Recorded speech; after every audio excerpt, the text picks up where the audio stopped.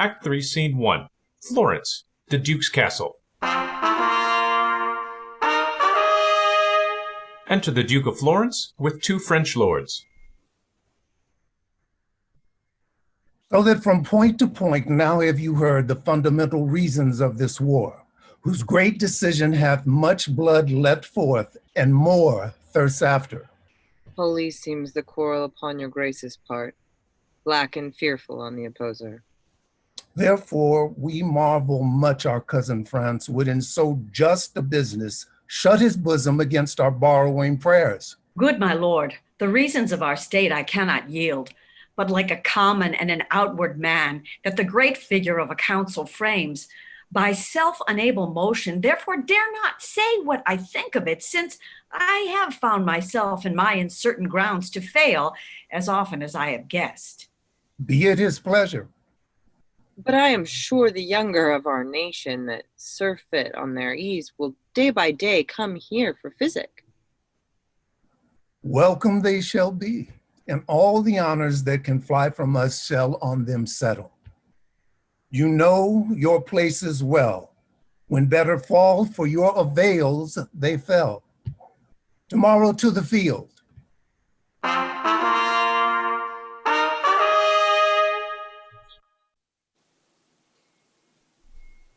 Act 3, Scene 2. The Racilian estate. Enter Countess and Fool. It hath happened all as I would have had it, save that he comes not along with her. By my troth, I take my young lord to be a very melancholy man. By what observance, I pray you? Why, he will look upon his boot and sing, mend the ruff and sing, ask questions and sing, pick his teeth and sing. I know a man that had this trick of melancholy, sold a goodly manor for a song. Let me see what he writes and when he means to come. I have no mind to Isbel since I was a court.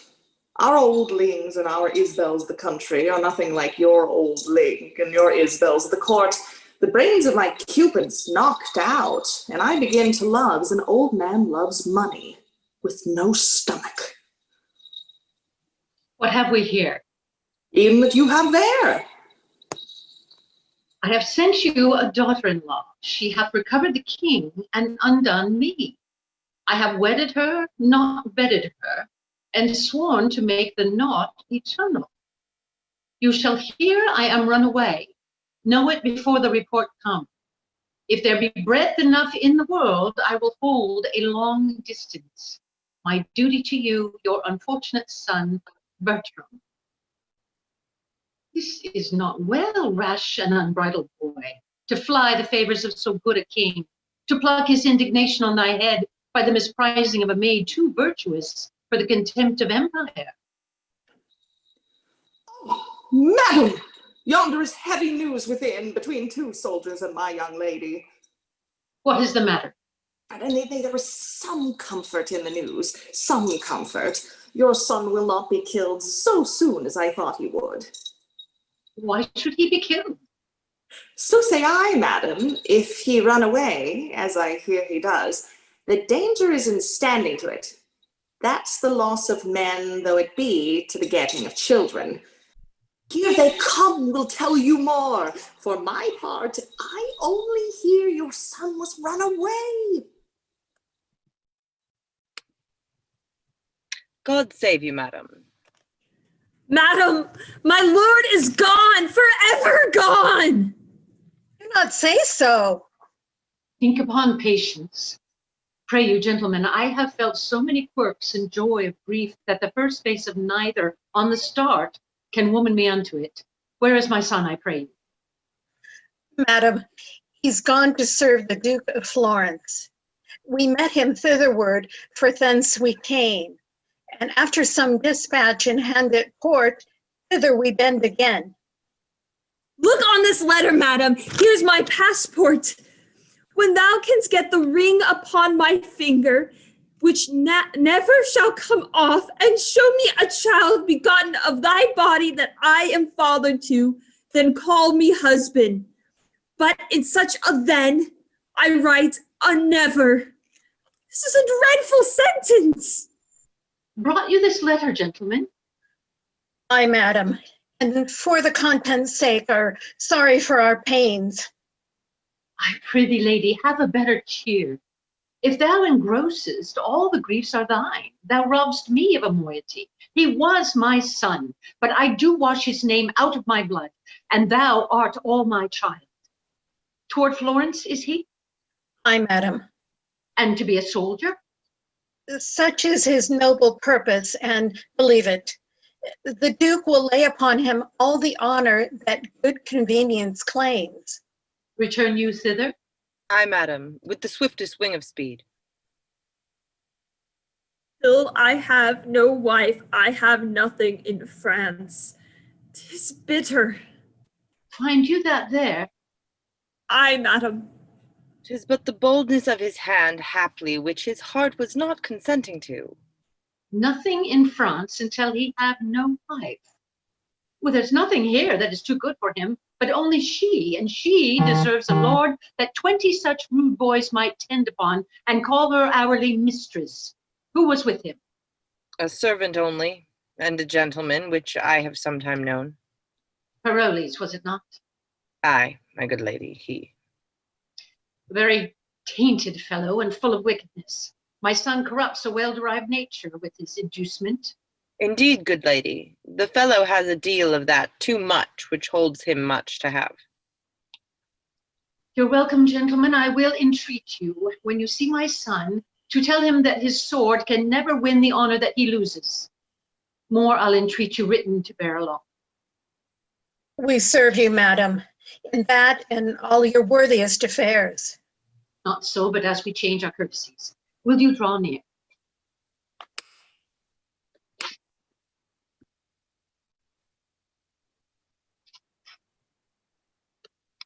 Till I have no wife, I have nothing in France. Nothing in France until he has no wife. Thou shalt have none, Rousillon. None in France, then hast thou all again. Poor Lord. Is it I that chase thee from thy country and expose those tender limbs to the event of the non-sparring war? It isn't I that drive thee from the sportive court where thou was shot at with fair eyes to be the mark of smoky muskets. Oh, you leaden messengers that ride upon the violent speed of fire, fly with false aim, move the still peering air that sings with piercing. Do not touch my Lord. Whoever shoots at him, I set him there. Whoever charges on his forward press, I am the caitiff that do hold him to it. And though I kill him not, I am the cause. His death was so affected. Better 'twere I met the raven lion when he roared with sharp constraint of hunger. Better 'twere all the miseries which nature owes were mine at once. No. Come thou home, Rousillon. What's honor but of danger wins a scar and oft it loses all. I will be gone. My being here, is it that holds thee hence? Shall I stay here, do it? No. No, although the air of paradise did fan the house and angels officed all, I will be gone. The pitiful rumor may report my flight to consolidate thine ear. Come night and day, for with the dark poor thief I'll steal away.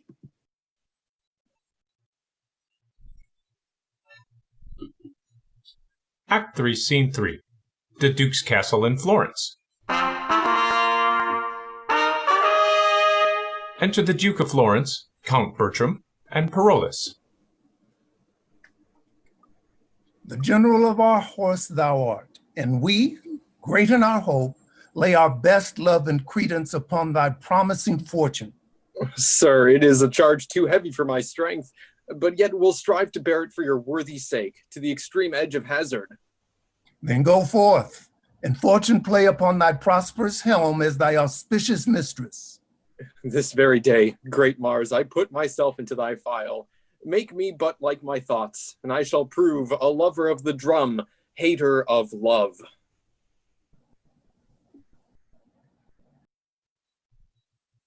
Act 3, Scene 4, the Racilian estate. Enter Countess and a steward.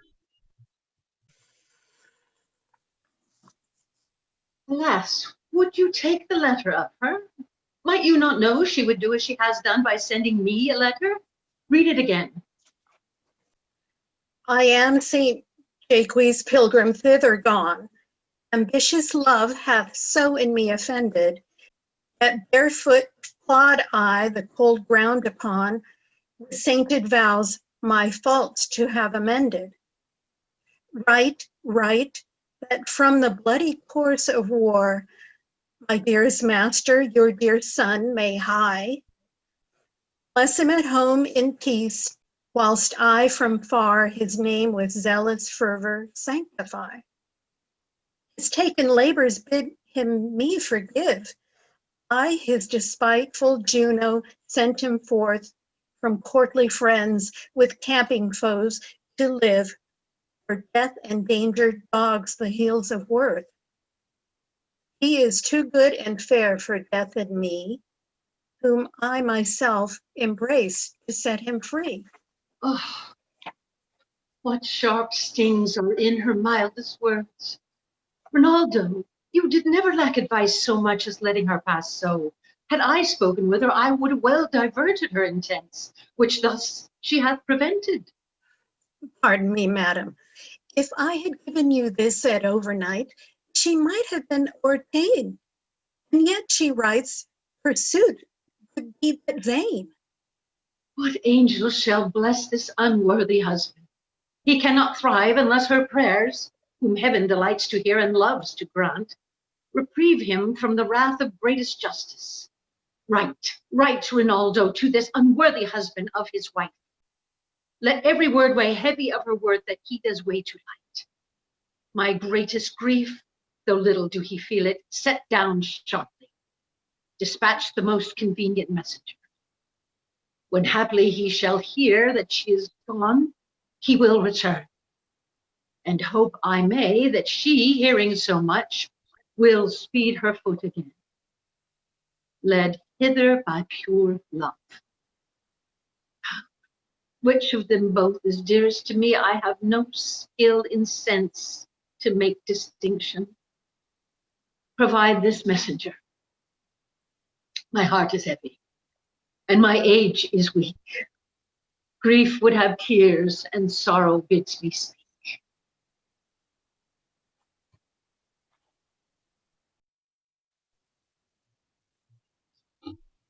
Act 3, Scene 5, a terrace in the city of Florence. Enter a widow of Florence, her daughter Diana, and Mariana. Nay, come, for if they do approach the city, we shall lose all the sight. They say the French count has done most honorable service. It is reported that he has taken their greatest commander, and that with his own hand he slew the Duke's brother.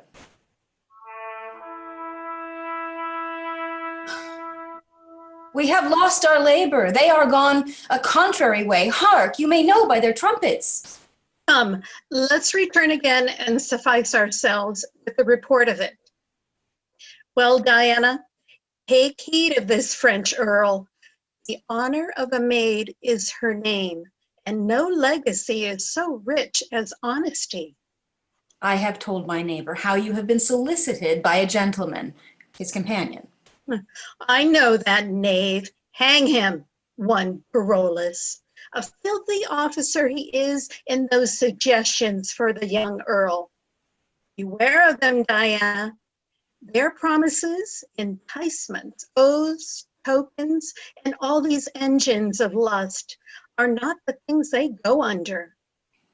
Many a maid hath been seduced by them. And the misery is example that so terrible shows in the rack of maidenhood cannot for all that dissuade succession. that they are limed with the twigs that threatens them. I hope I need not to advise you further, but I hope your own grace will keep you where you are, though there were no further danger known, but the modesty which is so lost. You shall not need to fear me. I hope so. Look, here comes a pilgrim. I know she will lie at my house. Thither they send one another. I'll question her. God save you, pilgrim. Whither are you bound? San Guaque the Great. Where do the Palmers lodge, I do beseech you? At the St. Francis here beside the port. Is this the way? Aye, Mary, it's Arcu. They come this way. If you will tarry, holy pilgrim, but till the troops come by, I will conduct you where you shall be lodged. The rather, for I think I know your hostess as ample as myself. Is it yourself? If you shall please so, pilgrim. I thank you and will stay upon your leisure. You came, I think, from France? I did so. Here you shall see a countryman of yours that has done worthy service. His name, I pray you. The Count Racilian. Know you such a one? But by the ear that hears most nobly of him, his face I know not. Whatsoe'er he is, he's bravely taken here. He stole from France, as 'tis reported, for the king hath married him against his liking. Think you it is so? I surely mere the truth. I know his lady. There is a gentleman that serves the count, reports but coarsely of her. What's his name? Monsieur Parolles. Oh, I believe with him. In argument of praise or to the worth of the great count himself, she is too mean to have her name repeated. All her deserving is a reserved honesty, and that I have not heard examined. Alas, poor lady, 'tis a hard bondage to become the wife of a detesting lord. I warrant, good creature, wheresoe'er she is, her heart weighs sadly. This young maid might do her a shrewd turn if she pleased. How do you mean? Maybe the amorous count solicits her in the unlawful purpose? He does indeed, and brokes with all that can in such a suit corrupt the tender honor of a maid, but she is armed for him and keeps her guard in honest defense. The gods forbid else.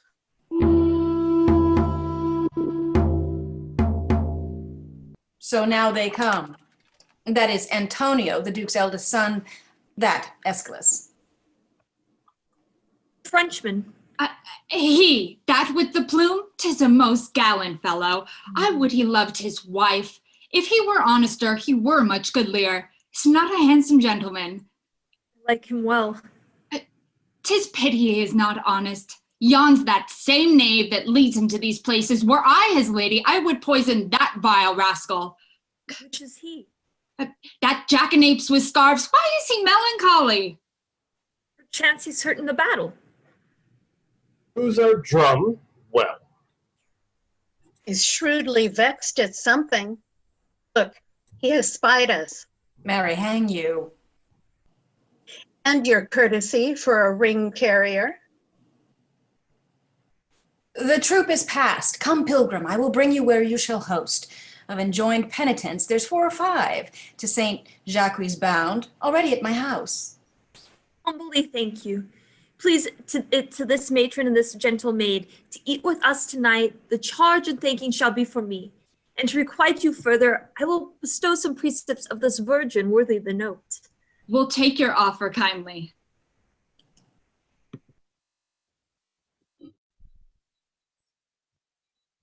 Act 3, Scene 6. The garrison in Florence. Enter Count Bertram and the French lords.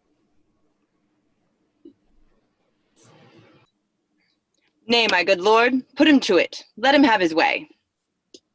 If your lordship find him not a hilding, hold me no more in your respect. On my life, my word, a bubble. Do you think I am so far deceived in him? I believe it, my lord, in mine own direct knowledge, without any malice, but to speak of him as my kinsman. He's most notable coward, as an infinite and endless liar, an hourly promise breaker, the owner of no one good quality worthy your lordship's entertainment. If were fit you knew him, lest, reposing too far at his virtue, which he hath not, he might at some great and trusty business in a main danger fail you. Oh, I would I knew in what particular action to try him. None better than to fetch him off his drum, which you hear him so confidently undertake to do. I, with a troop of Florentines, will suddenly surprise him, such as I will have, whom I am sure he knows not from the enemy. We will bind and hoodwink him, so that he shall suppose no other but that he is carried into the leaguer of the adversaries, when we bring him to our own tent. But be but your lordship present at his examination, if he do not, for the promise of his life, and in the highest compulsion of base fear, offer to betray you, and deliver all the intelligence in his power against you, and that with the divine forfeit of his soul upon oath, never trust my judgment in anything. Oh, for the love of laughter, let him fetch his drum. He says he has a stratagem for it. When your lordship sees the bottom of his successant, and to what metal his counterfeit lump of ore will be melted, if you give him not John's drum's entertainment, your inclining cannot be removed. Here he comes. Ah, for the love of laughter, hinder not the honor of his design. Let him fetch off his drum in any hand. How now, monsieur? This drum sticks sorely in your disposition. A pox on it, let it go. 'Tis but a drum. A drum? Is but a drum? A drum so lost. There was an excellent command to charge in with our horse upon our own wings and to rend our own soldiers. That was not to be blamed in the command of the service. It was a disaster of war that Caesar himself could not have been prevented if he had been there to command. Well, we cannot greatly condemn our success. Some dishonor we had in the loss of that drum, but it is not to be recovered. It might have been recovered. It might, but it is not now. It is to be recovered. But if the merit of service is seldom attributed to the true and exact performer, I would have that drum or another, or adjacent. Why, if you have a stomach, to it, monsieur. If you think your mystery and stratagem can bring this instrument of honor again into his native quarter, be magnanimous in the enterprise and go on. I will grace the attempt for a worthy exploit. If you speed well in it, the Duke shall both speak of it and extend to you what further becomes his greatness, even to the utmost syllable of your worthiness. By the hand of a soldier, I will undertake it. But you must not now slumber in it. I'll be about it this evening, and I will presently pen down my dilemmas, encourage myself in my certainty, put myself into my mortal preparation, and by midnight, look to hear further from me. May I be bold to acquaint his grace you are gone about it? I know not what the success will be, my lord, but the attempt, I vow. I know thou art valiant, and to the possibility of thy soldiership will subscribe for thee. Farewell. I love not many words. No more than a fish loves water. Is not this a strange fellow, my lord, that so confidently seems to undertake this business which he knows is not to be done, damns himself to do, and dares better be damned than do it? You do not know him, my lord, as we do. Certain it is that he will steel himself into a man's favor, and for a week escape a great deal of discoveries. But when you find him out, you will have him ever after. Why, do you think he will make no deed at all of this that is so seriously he does address himself unto? None in the world, but return with an invention, and clap upon you 2 or 3 probable lies. But we have almost embossed him. You shall see his fall tonight, for indeed he is not for your lordship's respect. We'll make you some sport with the fox ere we case him. He was first smoked by the old Lord Lefew.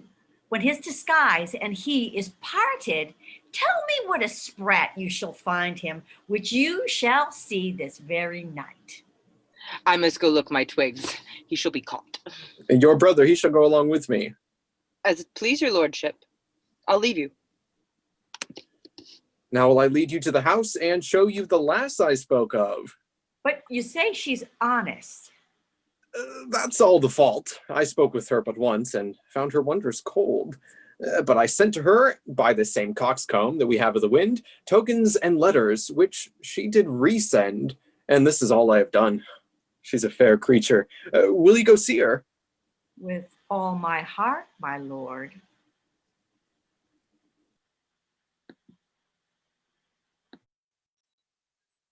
Act 3, Scene 7. The Widow's House in Florence. Enter Helen and Widow.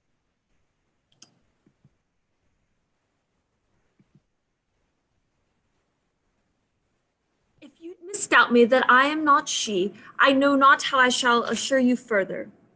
But I shall lose the ground I work upon.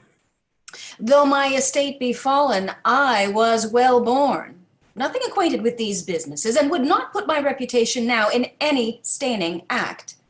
What would I wish you? First, give me the trust, the Count, he is my husband. And what to you sworn counsel I have spoken is so from word to word, and then you cannot, by the good aid of it I shall borrow ere in bestowing it. I should believe you.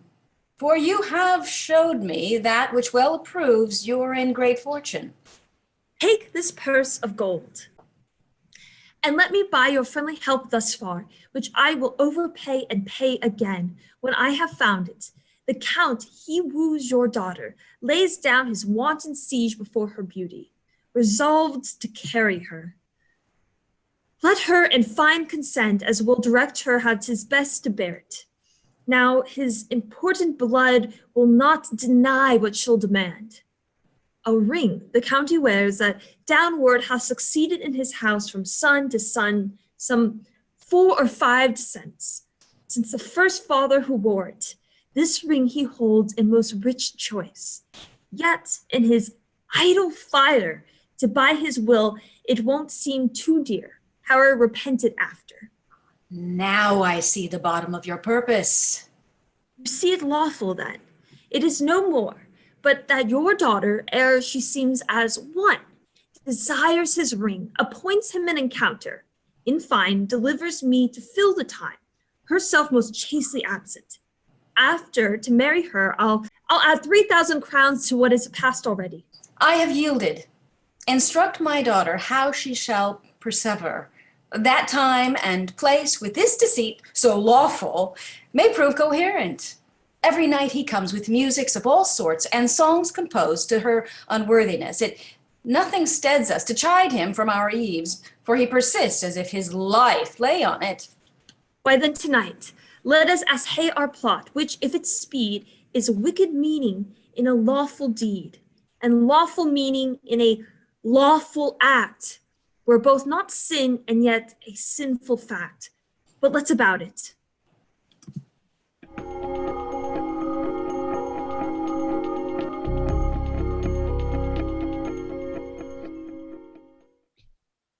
Act 4, Scene 1. A grove outside of Florence. Enter one of the French lords with soldiers. He can come no other way but by this hedge corner. When you sally upon him, speak what terrible language you will, though you understand it not yourselves, no matter. For we must not seem to understand him, unless some one among us whom we must produce for an interpreter. Good captain, let me be the interpreter. Art not acquainted with him? Knows he not thy voice? No, sir, I warned you. But what linsey woolsey hast thou to speak to us again? In such as you speak to me. He must think us some band of strangers in the adversary's entertainment. Now he hath a smack of all neighboring languages, therefore we must every one be a man of his own fancy, not to know what we speak one to another, so we seem to know it is to know straight our purpose. Choff's language, gabble enough, and good enough, as for you, interpreter, you must seem very politic. But couch, ho, here he comes to beguile 2 hours in a sleep, and then to return and swear the lies he forges. 10 o'clock. Within these 3 hours, 'twill be time enough to go home. What shall I say I have done? Must be a very plausive invention that carries it. As I begin to smoke me, and disgraces have of late knocked too often at my door. I find my tongue is too foolhardy, but my heart hath the fear of Mars before it, and of his creatures, not daring the reports of my tongue. Oh, this is the first truth that ere thine own tongue was guilty of. What the devil should move me to undertake the recovery of this drum, being not ignorant of the impossibility and knowing I had no such purpose? I must give myself some hurts and say I got them in exploit.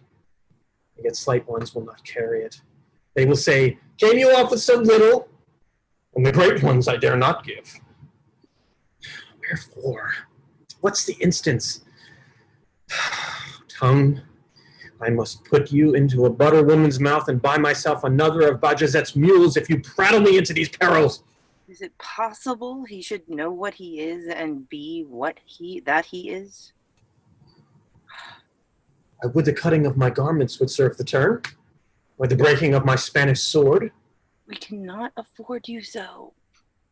or the bearing of my beard, and to say it was in stratagem, Would not do.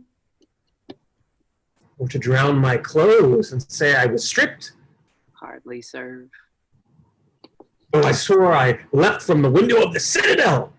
How deep? 30 fathom. 3 great oaths would scarce make that be believed. Would I had any drum of the enemies, I would swear I recovered it.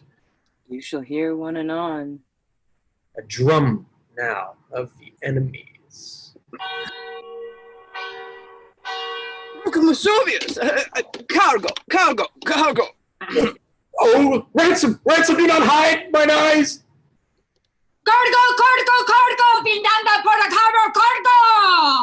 I know you are the Muscos regiment, and I shall lose my life for want of language. If there be here German or Dane, Low Dutch, Italian, or French, let him speak to me. I'll discover that which shall undo the Florentine. Boscos vivando? I understand thee and can speak thy tongue. Queribonto? Sir, betake thee of thy faith, for 17 poniards are at thy bosom. Oh, pray! Mangareanga dutse! Olko borvi bidiokos! Vestibubikumagorko! The general is content to spare thee yet, and hoodwinked as thou art, will lead thee on to gather from thee. Haply thou mayst inform something to save thy life. Let me live. In all the secrets of our camp I'll show. Their force, their purposes, nay, I'll speak that which you wonder at. But wilt thou faithfully? If I do not, damn me. Accordo, Linta. Come on, thou art granted space.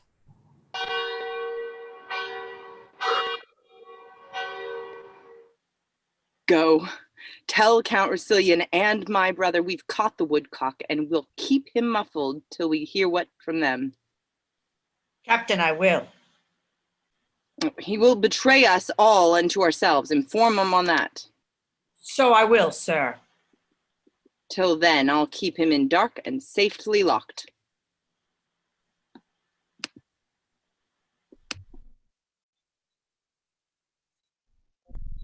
Act 4, Scene 2.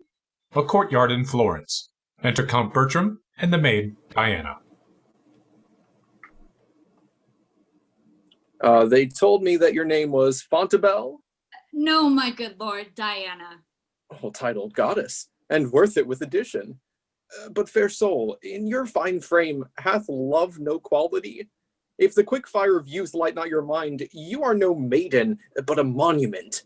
When you are dead, you should be such a one as you are now, for you are cold and stern, and now you should be as your mother was when your sweet self was God. She then was honest. So should you be. No, my mother did but duty, such, my lord, as you owe to your wife. No more of that. I prithee, do not strive against my vows. I was compelled to her, but I love thee, by love's own sweet constraint, and will forever do thee all rights of service. Aye, so you serve us till we serve you, but when you have our roses, you barely leave our thorns to prick ourselves and mock us with our bareness. How have I sworn? 'Tis not the many oaths that makes the truth, but the plain single vow that is vowed true. What is not holy, that we swear not by, but take the highest to witness. Then pray you tell me. If I should swear by Jove's great attributes, I loved you dearly. Would you believe my oaths when I did love you ill? This has no holding. To swear by him whom I protest to love, that I will work against him. Therefore your oaths are words and poor conditions, but unsealed, at least in my opinion. Change it, change it. Be not so wholly cruel. Love is holy, and my integrity ne'er knew the crafts that you do charge men with. Stand no more off, but give thyself unto my sick desires. Who then recovers? Say thou art mine, and ever my love as it begins shall so persever. I see that men may ropes in such a snare that we'll forsake ourselves. Give me that ring. I'll lend it, my dear, but I have no power to give it from me. Will you not, my lord? It is an honor longing to our house, bequeathed down from many ancestors, which were the greatest obloquy of the world to me to lose. Well, mine honors such a ring. My chastity's the jewel of our house, bequeathed down from many ancestors, which were the greatest obloquy of the world in me to lose. Thus your own proper wisdom brings in the champion honor on my part against your vain assault. Here, take my ring. My house, mine honor, yea, my life be thine, and I'll be bid by thee. When midnight comes, knock at my chamber window. All order take, my mother shall not hear. Now will I charge you in the band of truth, when you have conquered my yet maiden bed, remain there but an hour, nor speak to me. My reasons are most strong, and you shall know them when back again this ring shall be delivered. And on your finger in the night I'll put another ring, that what in time proceeds may token to the future our past deeds. Adieu till then fail not. You have won a wife of me, though there my hope be done. Heaven on earth I have won by wooing thee. For which live long to thank both heaven and me. You may so in the end. My mother told me just how he would woo, as if she sat in his heart. She says all men have the like oaths. He had sworn to marry me when his wife's dead, therefore I'll lie with him when I am buried. Since Frenchmen are so braid, marry that will, I live and die a maid. Only in this disguise I think it no sin to cozen him that would unjustly win.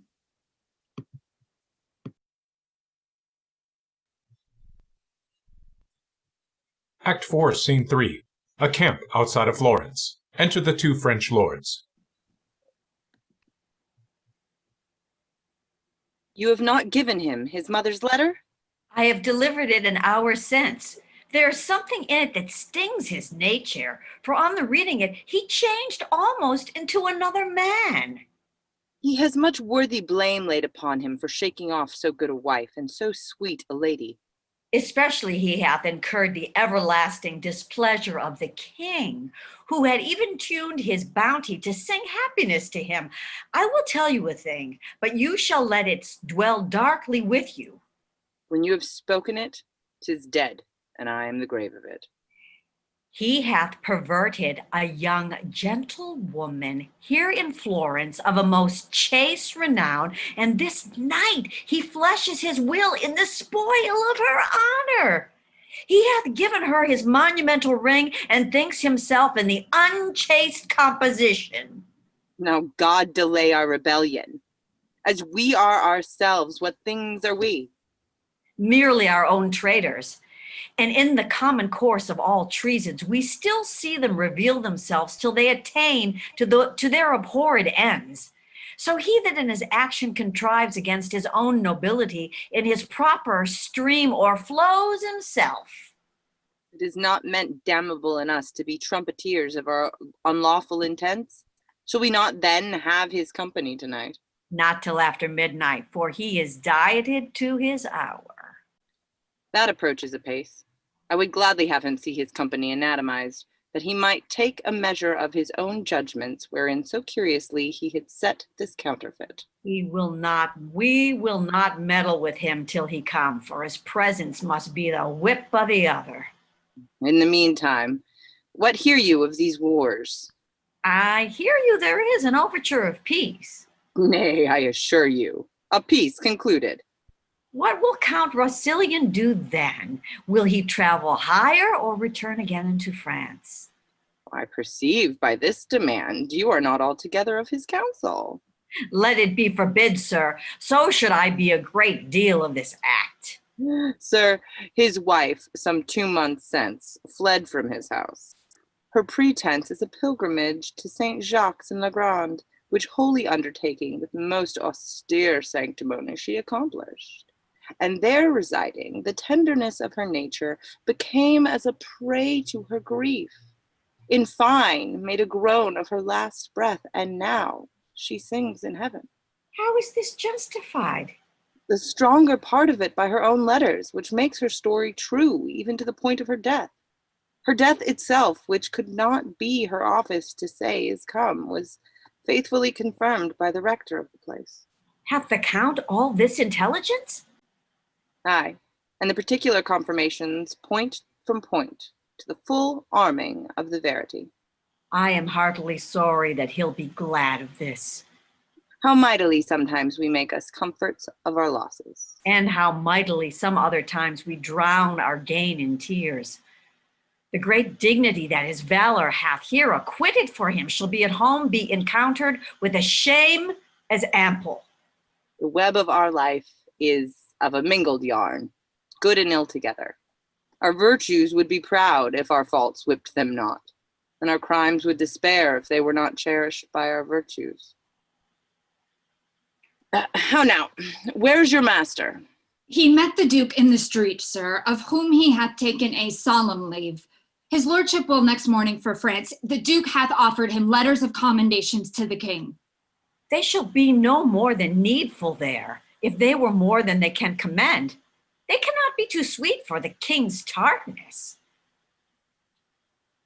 Here's his lordship now. How now, my lord? It's not after midnight?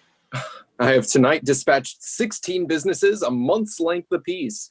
By an abstract of success, I have congeed with the Duke, done my adieu with his nearest, buried a wife, mourned for her, writ to my lady mother I'm returning, entertained my convoy, and between these main parcels of dispatch, effected many nicer needs.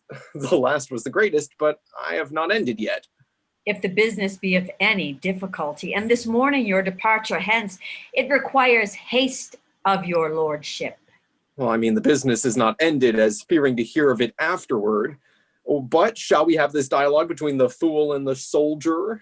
Come, bring forth this counterfeit module, has deceived me like a double-meaning prophesier. Bring him forth. Has sat in the stocks all night, poor gallant knave. No matter, his heels have deserved it in usurping his spurs so long. How does he carry himself? I have told your lordship already. The stocks carry him. But to answer you as you would be understood, he weeps like a wench that had shed her milk. He hath confessed himself to Morgan, who he supposes to be a friar, from the time of his remembrance to the very instant disaster of setting in the stocks. And what think you he hath confessed? Nothing of me, has he? His confession is taken, and it shall be read to your face. If your lordship be in it, as I believe you are, you must have the patience to hear it. Oh, plague upon him, muffled. He can say nothing of me. Hush, hush, Hoodman comes. Porto, Tartarosa. He calls for the tortures. What will you say without him? I will confess what I know without constraint. If you pinch me like a pasty, I can say no more. Bosco Cinturo. Pablo Bindo. Chica Murco. You are a merciful general. Our general bids you answer to what I shall ask you out of a note. And truly, as I hope to live. First demand of him how many horse the Duke is strong. What say you to that? 5,000 or 6,000, but very weak and unserviceable. The troops are all scattered, and the commanders very poor rogues. Upon my reputation and credit, as I hope to live. Shall I set down your answer so? Do. I'll take the sacrament on't, and how and which way you will. All's one to him. What a past-saving slave is this? You are deceived, my lord. This is Monsieur Paroles, the gallant militarist. That was his own phrase. He had the whole the eric of war in the knot of his scarf, and the practice in the chape of his dagger. I will never trust a man again for keeping his sword clean, nor believe he can have everything in him by wearing his apparel neatly. Well, that's set down. 5,000 or 6,000 horse, I said. I will say true, or thereabouts, set down, for I'll speak truth. He is very near the truth in this. But I con him no thanks for it in the nature he delivers it. Poor rogues, I pray you say. Well, that's set down. I humbly thank you, sir. Truth's the truth. The rogues are marvelous poor. Demand of him what strength they are afoot. What say you to that? By my troth, sir, if I were to live but this present hour, I will tell true. Let me see. Espurio, 150. Sebastian, so many. Carambus, so many. Jacques, so many. Giltian, Cosmo, Lodowick, and Gratiai, 250 each. Mine own company, Chittifer, Beaumont, Bentii, 250 each. So that the muster file, rotten and sound, upon my life amounts not to 15,000 pole. Half of the which dare not shake the snow from off their cassocks, lest they shake themselves to pieces. What shall be done to him? Nothing, but let him have thanks. Demand of him my condition and what credit I have with the Duke. Well, that's set down. You shall demand of him whether one Captain Dumaine be at the camp, a Frenchman, what his reputation is with the Duke, what his valor, honesty, and expertness in wars, or whether he thinks it were not possible with well-weighing sums of gold to corrupt him to a revolt. What say you to this? What do you know of it? I beseech you, let me answer to the particular of the interrogatories. Demand them singly. Do you know this Captain Dumaine? I know him. He was Botcher's apprentice in Paris, for whence he was whipped for getting the shreves full with child, a dumb innocent that could not say him nay. Nay, by your leave, hold your hands, though I know his brains are forfeit to the next tile that falls. Well, is this captain in the Duke of Florence's camp? Upon my knowledge he is, and lousy. Nay, look not so upon me. We shall hear your lordship anon. What is his reputation with the Duke? The Duke knows him for no other but a poor officer of mine, and writ to me this other day to turn him out of the band. I think I have this letter in my pocket. Mary will search. In good sadness, I do not know. Either it is there, or it is upon a file with the Duke's other letters in my tent. Ah, here it is. Here's a paper. Shall I read it to you? Oh, I do not know if it be it or no. Our interpreter does it well. Absolutely. Diane, the Count's a fool and full of gold.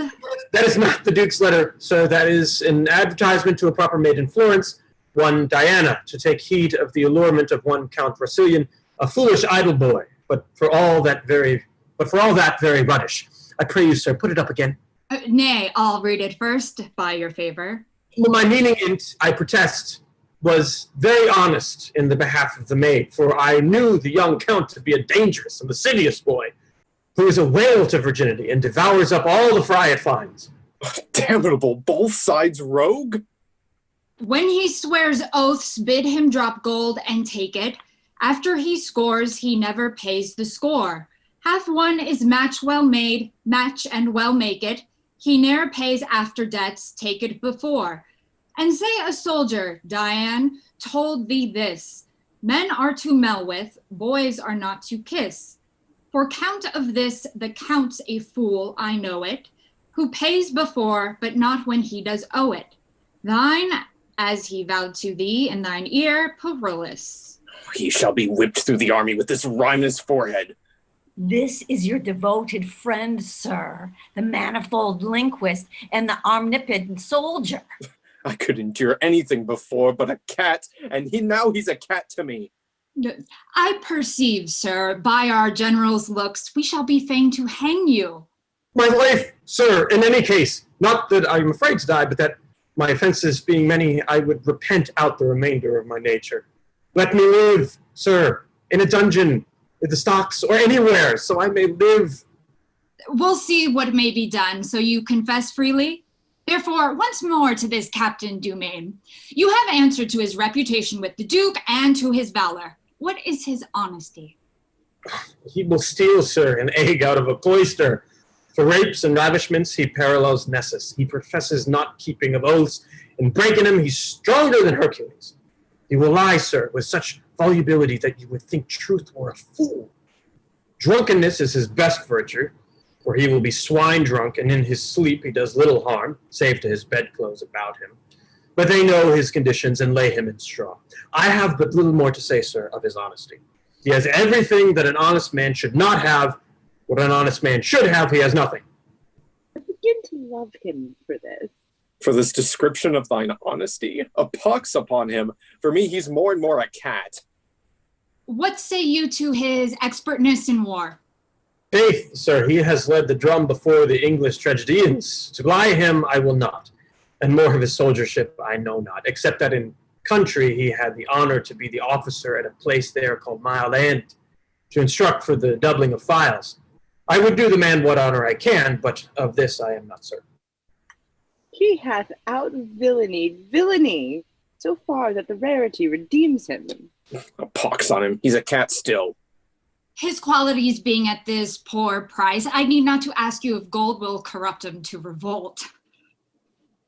Sir, for our Cardicu, he will sell the fee simple of his salvation, the inheritance of it, and cut the entail from all remainders, and a perpetual succession for it perpetually.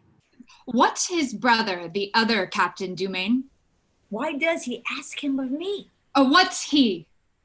In a crow of the same nest, not altogether so great as the first in goodness, but greater a great deal in evil. He excels his brother for a coward, yet his brother is reputed one of the best that is. In the retreat, he outruns any lackey. Marry, in coming on, he has the cramp. If your life be saved, will you undertake to betray the Florentine? I am the captain of his horse, Count Roussillon. I'll whisper with the general and know his pleasure. No more drumming. A plague of all drums, only to seem to deserve well, and to beguile the supposition of that lascivious young boy, the Count, have I run into this danger. Yet you would have suspected an ambush where I was taken. There is no remedy, sir, but you must die. The general says you, that have so traitorously discovered the secrets of your army and made such pestiferous reports of men very nobly held, can serve the world for no honest use. Therefore you must die. Come, headsman, off with his head. Oh, Lord, sir, let me live, or let me see my death. Oh, that shall you, and take your leave of all your friends. So look about you. Know you any here? Good morrow, noble captain. God bless you, Captain Paroles. God save you, noble captain. Captain, what greeting will you to my Lord Lefew? I am for France. Good captain, will you give me a copy of the sonnet you writ to Diana in behalf of the Count Roussillon? And I were not a very coward, I'd compel it of you, but fare you well. You are undone, Captain, all but your scarf. That has a knot on it yet. Who cannot be crushed with a plot? If you could find out a country where but women were that had received so much shame, you might begin an impudent nation. Fare you well, sir. I'm for France too. We shall speak of you there. Yet I am thankful. If my heart were great, it would burst at this. Captain, I'll be no more, but I will eat and drink and sleep as soft as captain shall. Simply the thing I am shall make me live. Who knows himself a braggart, let him fear this, for it will come to pass that every braggart shall be found an ass. Rust, sword, cool blushes, and Carolus live safest in shame. Being fooled, by foolery thrive. There's place and means for every man alive. Well, I'll after them.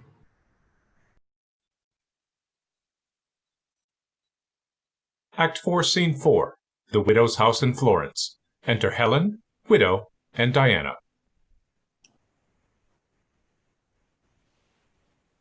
That you may well perceive I have not wronged you. One of the greatest in the Christian world should be my surety, for whose throne 'tis needful, ere I can perfect mine intents to kneel.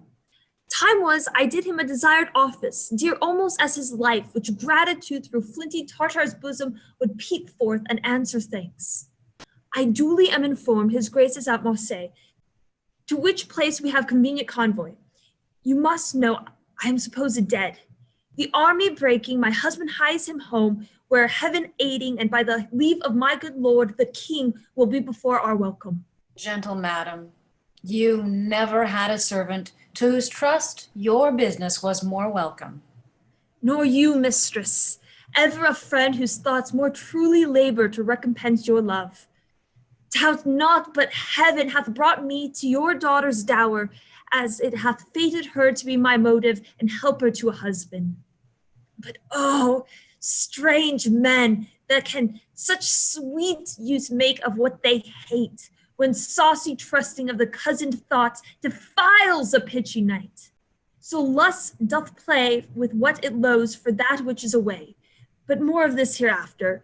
You, Diana, under my poor instructions, yet must suffer something in my behalf. Let death and honesty go with your impositions. I am yours upon your will to suffer. Yet I pray you, but with the word, 'tis time will bring on summer, when briars shall have leaves as well as thorns, and be as sweet as sharp, we must away. Our wagon is prepared, and time revives us. All's well that ends well, still the fine's the crown. Whate'er the course, the end is the renowned.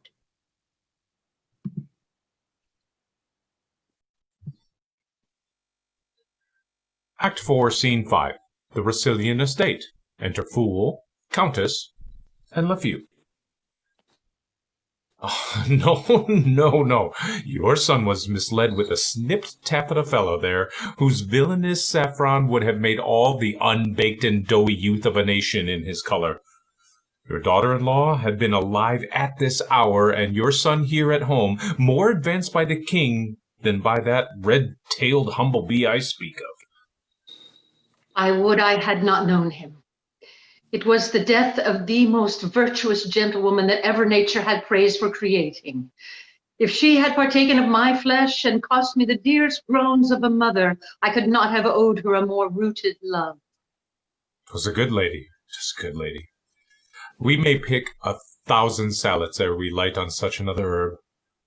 Indeed, sir, she was the sweet majorum of the salad, or rather the herb of grace.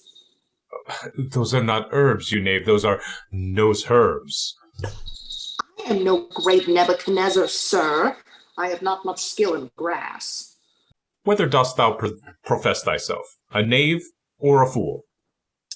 A fool, sir, at a woman's service, and a knave at a man's. Your distinction? I would cozen the man of his wife and do his service. Aha, so you were a knave at his service indeed. And I would give his wife my bauble, sir, to do her service. I will subscribe for thee. Thou art both knave and fool. At your service. Oh, no. Why, sir, if I cannot serve you, I can serve a prince as you are. Who's that? A Frenchman? Faith, sir, he has an English name, but his physiognomy is more hotter in France than here. Ah, what prince is that? The Black Prince, sir, alias the Prince of Darkness, alias the Devil. Hold thee. There's my purse. I give thee not this to suggest thee from thy master thou talk'st of. Serve him still. I am a woodland fellow, sir, that always loved a great fire, and the master I speak of ever keeps a good fire. But sure, he is the prince of the world. Let his nobility remain in his court. I am for the house with the narrow gate, which I take to be too little for pomp to enter. Some that humble themselves may, but the many will be too chill and tender, and they'll be for the flowery way that leads to the broad gate and the great fire. Go thy ways. I begin to be aweary of thee, and I tell thee so before, because I would not fall out with thee. Go thy ways. Let my horses be well looked to, without any tricks. If I put any tricks upon them, sir, they shall be Jade's tricks, which are their own right by the law of nature. A shrewd knave, and an unhappy. Though he is. My lord that's gone made himself much sport out of him. By his authority he remains here, which he thinks is a patent for his sauciness, and indeed he has no pace, but runs where he will. Well, I like him well. 'Tis not amiss. And I was about to tell you, since I heard of the good lady's death, and that my lord your son was upon his return home, I moved the king my master to speak in the behalf of my daughter, which in the minority of them both his majesty out of a self-gracious remembrance did first propose. His highness hath promised me to it, and to stop up the displeasure he hath conceived against your son there is no fitter matter. How does your ladyship like it? With very much content, my lord, and I wish it happily effected. His Highness comes post from Marseille, as able-bodied as when he numbered 30. He will be here tomorrow, or I am deceived by him that in such intelligence hath seldom failed. It rejoices me that. I hope I shall see him ere I die. I have letters that my son will be here tonight. I shall beseech your lordship to remain with me till they meet together. Madam, I was thinking with what manners I might safely be admitted. You need but plead your honorable privilege. Lady, of that I have made a bold charter, but I thank my God it holds yet. Oh, madam, yonder's my lord your son with a patch of velvet on his face. Whether there be a scar in it or no, the velvet knows. But 'tis a goodly patch of velvet. His left cheek is a cheek of 2 pile and a half, but his right cheek is worn bare. Scar nobly got, or a noble scar, is a good livery of honor. So belike is that. But it is your carbonadoed face. Let us go see your son, I pray you. I long to talk with the young noble soldier. Faith, there's a dozen of them, with delicate fine hats and most courteous feathers, which bow the head and nod at every man.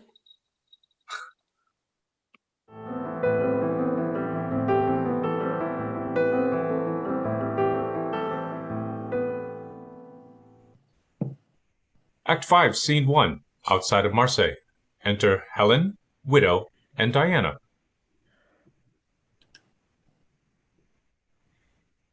But this exceeding posting day and night must wear your spirits low. We cannot help it, but since you have made the days and nights as one, to wear your gentle lips in my affair, be bold. You do so grow in my requital, as nothing can unroot you. In happy time, this man may help me to his majesty's ear, if he would spend his power. God save you, sir. And you. Sir, I have seen you in the court of France.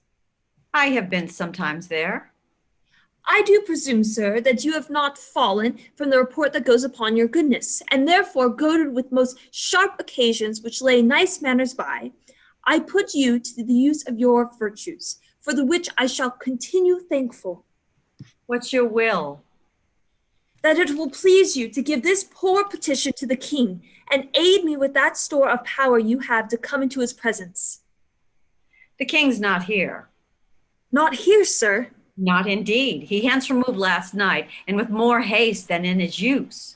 Lord, how we lose our pains! All's well that ends well yet, though time seems so adverse and means unfit. I do beseech you, whither is he gone? Marry, as I take it, to Rossillon, whither I am going. I do beseech you, sir, since you are like to see the king before me, commend the paper to his gracious hand, which I presume shall render you no blame, but rather thank you for your pains for it. I will come after you with what good speed our means will make us means. This I'll do for you. And you shall find yourself to be well thanked, whatever falls more. We must horse again. Go, go, provide.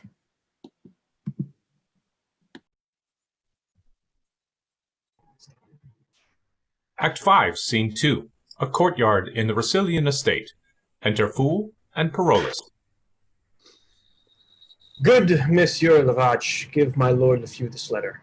I have ere now, sir, been better known to you, when I have held familiarity with fresher clothes. But I am now, sir, muddied in fortune's mood, and smell somewhat strong of her strong displeasure.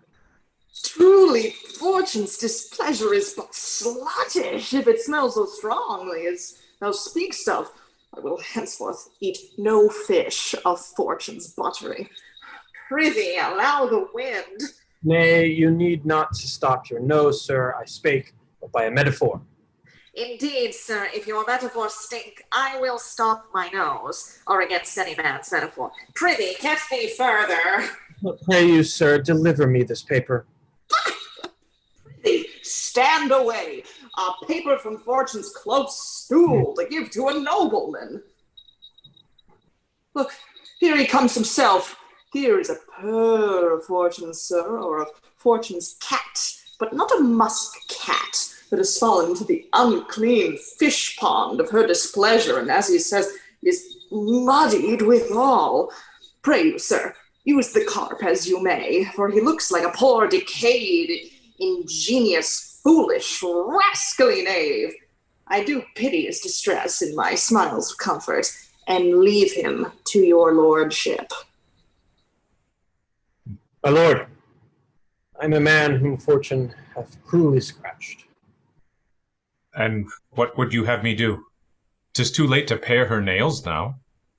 Wherein have you played the knave with fortune that she should scratch you, who of herself is a good lady, and would not have knaves thrive long under her? Here, there's a cardicute for you.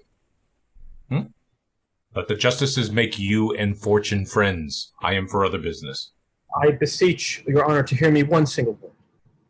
Ah, you beg a single penny more? Come, you shall have. Save your word. My name, good lord, is Parolles. You beg more than a word, then. Cocks my passion. Give me your hand. How does your drum? My good lord, you were the first that found me. Was I, in sooth? And I was the first that lost thee. It lies in you, my lord, to bring me in some grace, for you did bring me out. Out upon thee, knave! Dost thou put upon me at once both the office of God and the devil? One brings thee in grace, and the other brings thee out. The king's coming, I know by his trumpets. Stirra, inquire further after me. I had talk of you last night. Though you are a fool and a knave, you shall eat. Go to, follow. I praise God for you.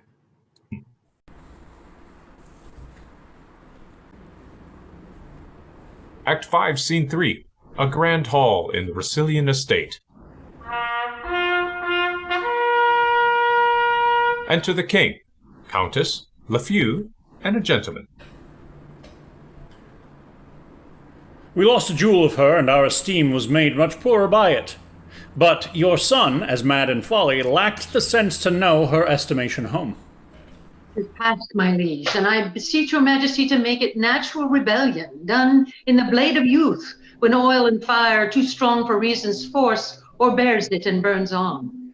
My honored lady, I have forgiven and forgotten all, though my revenges were high bent upon him and watched the time to shoot. This I must say, but first I beg my pardon. The young lord did to his majesty, his mother, and his lady offense of mighty note, but to himself the greatest wrong of all. He lost a wife whose beauty did astonish the survey of richest eyes, whose words all ears took captive, whose dear perfection hearts that scorn to serve humbly called mistress. Praising what is lost makes the remembrance dear. Well, call him hither. We are reconciled, and the first view shall kill all repetition. Let him not ask our pardon. The nature of his great offense is dead, and deeper than oblivion we do bury the incensing relics of it. Let him approach a stranger, no offender, and inform him so 'tis our will he should. I shall, my liege. Hey, what says he to your daughter? Have you spoke? All that he is hath reference to your highness. Then we shall have a match. I have letters sent me that sets him high in fame. He looks well on't. I am not a day of season, for thou mayest see a sunshine and a hail in me at once. But to the brightest beams distracted clouds give way. So stand thou forth. The time is fair again. My high repented blames, dear sovereign, pardon to me. All is whole. Not one word more of the consumed time. Let's take the instant by the forward top, for we are old, and our quickest decrees the inaudible and noiseless foot of time steals ere we can effect them. Now you remember the daughter of this lord.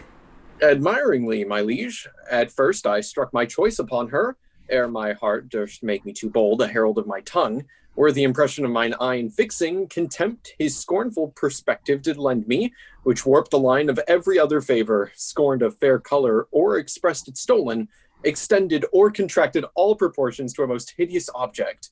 Thence it came that she, whom all men praised, and whom myself, since I have lost, have loved, was mine eye that dust that did offended. Well excused. That thou didst love her strikes some scores away from the great compt. But love that comes too late, like a remorseful pardon slowly carried, to the great sender turns a sour offense, crying, "That's good, that's gone." Our rash faults make trivial price of serious things we have, not knowing them until we know their grave. Oft our displeasures, to ourselves unjust, destroy our friends, and after weep their dust. Our own love, waking, cries to see what's done, while shameful hate sleeps out the afternoon. Be this sweet Helen's knell, and now forget her. Send forth your amorous token for fair Maudlin. The main consents are had, and here we'll stay to see our widower's second marriage day. Which better than the first, O dear heaven bless, or ere they meet in me, O nature cease. Come on, my son, in whom my house's name must be digested. Give a favor from you to sparkle in the spirits of my daughter, that she may quickly come.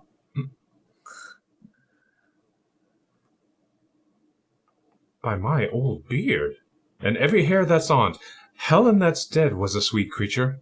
Such a ring as this, the last that ere I took her leave at court, I saw upon her finger. Hers it was not. Now pray you let me see it, for mine eye, while I was speaking, oft was fastened to't.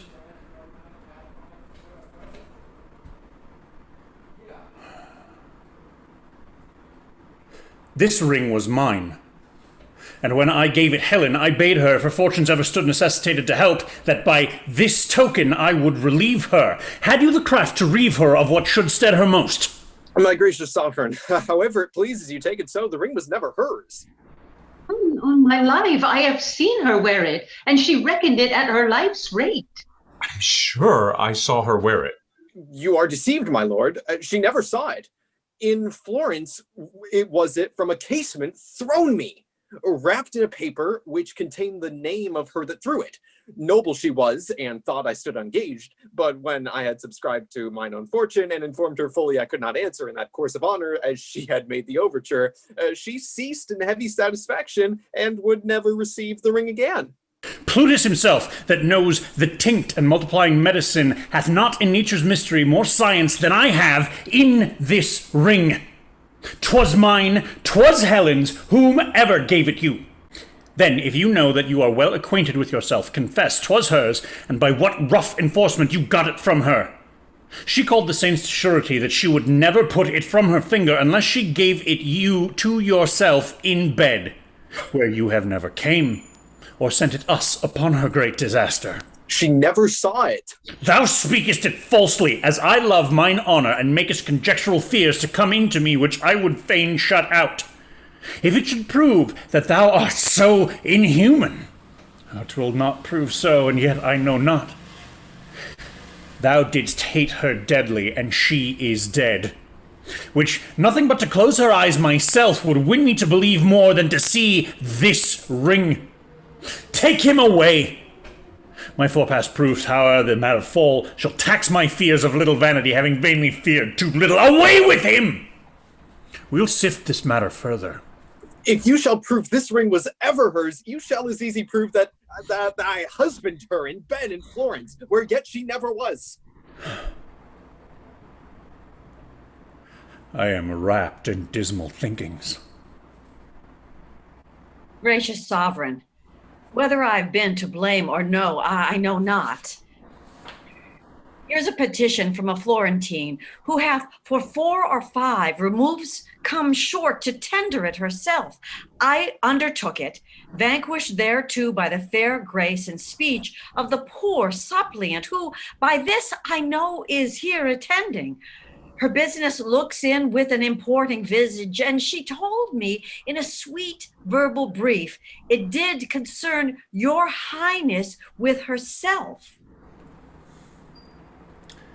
Upon his many protestations to marry me when his wife was dead, I blush to say it, he won me. Now is the Count Russillian a widower, his vows are forfeited to me, and my honours paid to him. He stole from Florence, taking no leave, and I follow him to his country for justice. Grant it me, O king, in you it best lies. Otherwise a seducer flourishes, and a poor maid is undone. Diana Capulet. I will buy me a son-in-law in a fair and toll for this. I'll none of 'em. The heavens have thought well on thee, Lafeu, to bring forth this discovery. Seek these suitors, go speedily, and bring again the count. I am afeard the life of Helen, lady, was foully snatched. Now justice on the doers. I wonder, sir, since wives are monsters to you, and that you fly them as you swear them lordship, yet you desire to marry. What woman's that? I am, my lord, a wretched Florentine, derived from the ancient Capulet. My suit, as I do understand, you know, and therefore know how far I may be pitied. I am her mother, sir, whose age and honor both suffer under this complaint we bring, and both shall cease without your remedy. Come hither, Count. Do you know these women? My lord, I can neither nor will deny, but that I know them. Do they charge me further? Why do you look so strange upon your wife? She's none of mine, my lord. If you shall marry, you give away this hand, and that is mine. You give away heaven's vows, and those are mine. You give away myself, which is known mine. For I by vow am so embodied yours, that she which marries you must marry me, ere both or none. Ha! Your reputation comes too short for my daughter. You're no husband for her. My lord, this is a fond and desperate creature, whom sometime I have laughed with. Let your highness lay a more noble thought upon mine honor than for to think that it would sink here. Sir, for my thoughts you have them ill to friend till your deeds gain them. Fairer prove your honor than in my thought it lies. Good, my lord. Ask him upon his oath if he does think he had not my virginity. What sayest thou to her?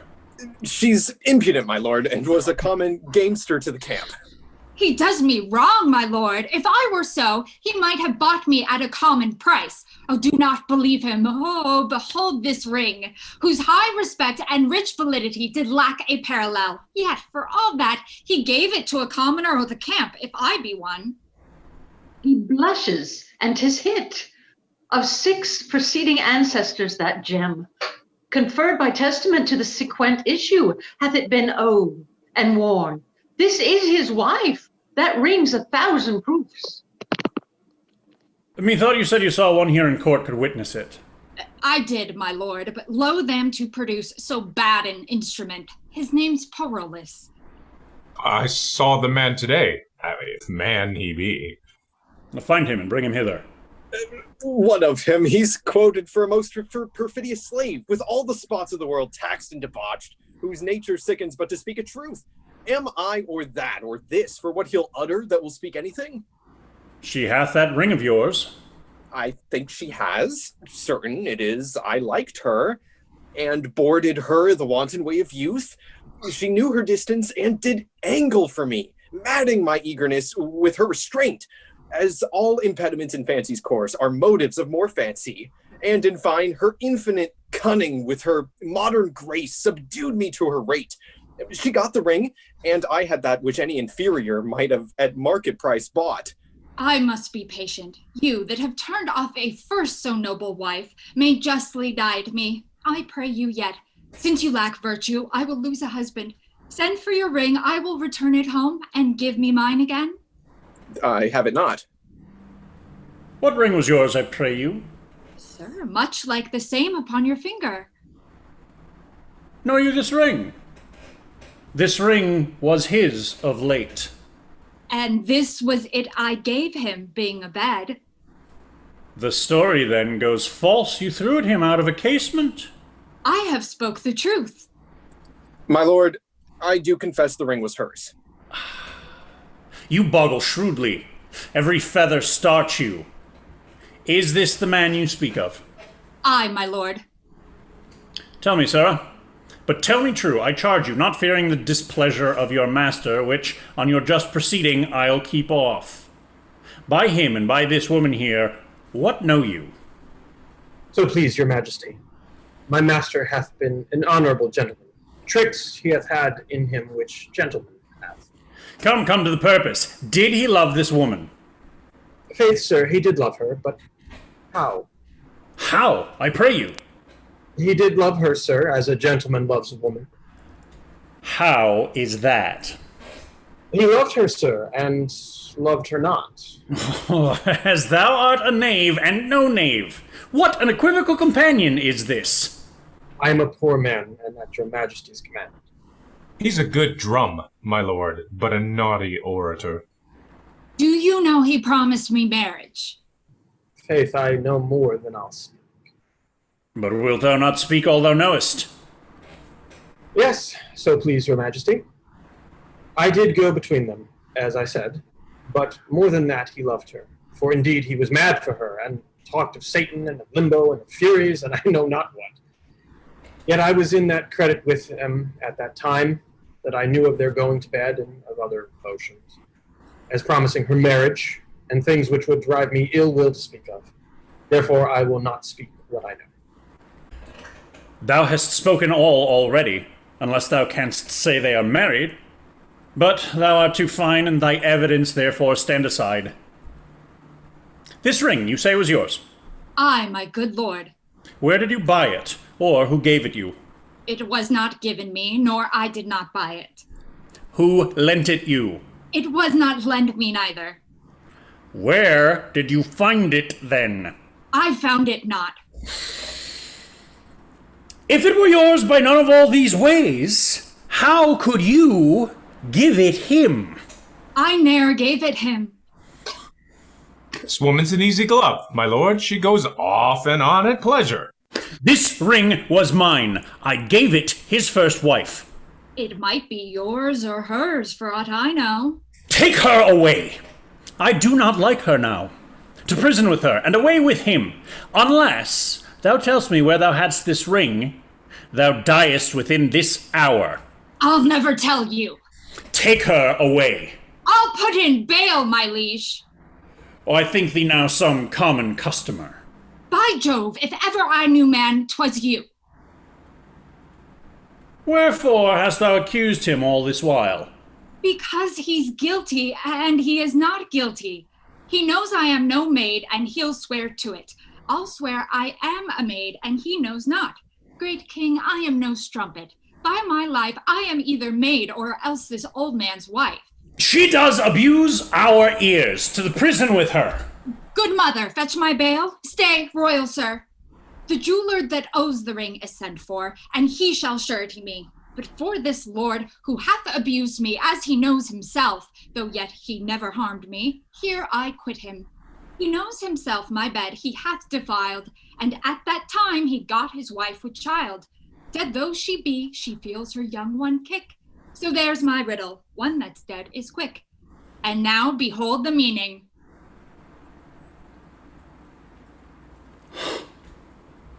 Is there no exorcist beguiles the truer office of mine eyes? Is't real that I see? No, my good lord, 'tis but the shadow of a wife you see, the name and not the thing. Both. Oh, pardon. Oh, my good lord, when I was like this maid, I found you wondrous kind. There is your ring, and look you, here's your letter. And it says, when from my finger you can get this ring and are by me with child, etc. This is done. You will be mine now, you are doubly won. If she, my liege, can make me know this clearly, I'll love her dearly, ever, ever dearly. If it appear not plain and prove untrue, deadly divorce step between me and you. Oh, my dear mother, do I see you living? Oh, mine, I smell onions. I shall weep anon. Good Tom Drum, lend me a handkerchief. So I thank thee. Wait on me home. I'll make sport with thee. Let thy courtesies alone. They are scurvy ones. Let us from point to point this story know, to make this even truth in pleasure flow. If thou beest yet a fresh uncropped flower, will choose thou thy husband, and I'll pay thy dower. For I can guess that by thy honest aid thou kept'st a wife herself, thyself a maid. Of that and all the progress more and less, resolvedly more leisure shall express. All yet seems well, and if it end so meet, the bitter past, more welcome is the sweet.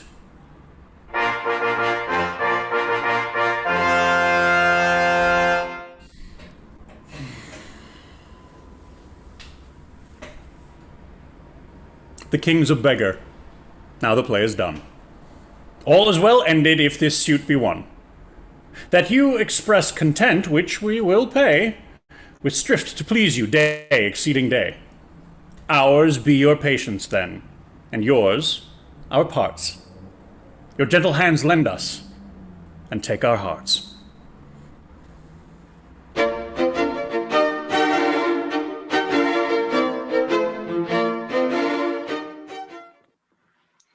Thank you for tuning in. We hope you enjoyed our reading of All's Well That Ends Well. Let's welcome back our players. Jason Rennie, Christopher Carbo, Taylor Marr, Sasha Venn, Megan Wells, Ron Dorn, Chris Klein, Pamela Roylance, Emily Vasilos, Elizabeth Juvenal, Emily Redmond Hall, Kimberly Keogh, and I'm Mary Carrick. Join us next time for Measure for Measure. Good night.